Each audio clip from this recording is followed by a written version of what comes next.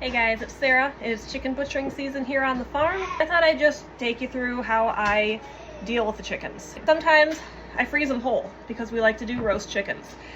If we're gonna do a whole chicken like this, I will usually shrink wrap it in shrink bags. Other things that we do with them, canned thighs. And we will use that for all of our canned chicken use. Or I will piece the bird out, and then I'll skin it, I'll debone it, and usually this meat I'll just put in chunks right in the canner. Make sure you get the cartilage and stuff out because that does not go away with canning. Then we cut the breast off. We'll freeze those in meal-sized portions. And usually I just freeze them plain. Now we're not big wings eaters, so when I'm going to be take the carcass and making stock out of it as I am now, I just leave the wings on. And we've got chicken breast in meal-sized portions, vacuum sealed and ready for the freezer. So I have deboned the thigh and the drumstick. Those bones are going to be set aside to be made into stock.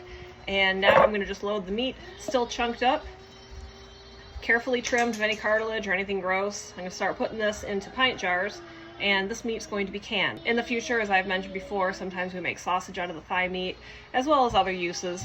When it comes to canning chicken, I don't add any liquid at all. I just put the raw meat in the jars. Make sure that there are no air bubbles if possible.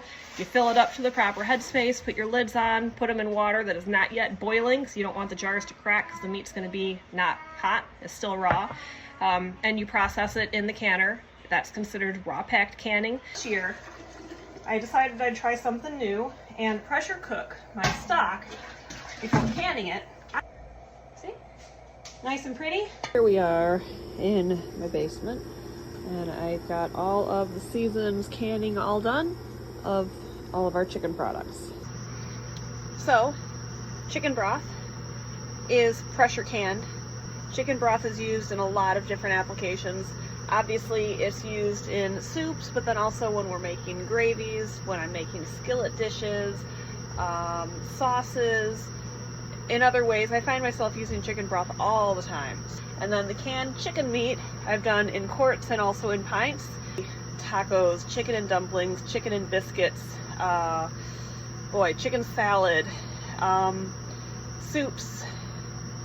There's just a whole bunch of different ways. And then of course we've got whole chickens frozen, and then we've got chicken breasts frozen, and I also have some thighs frozen.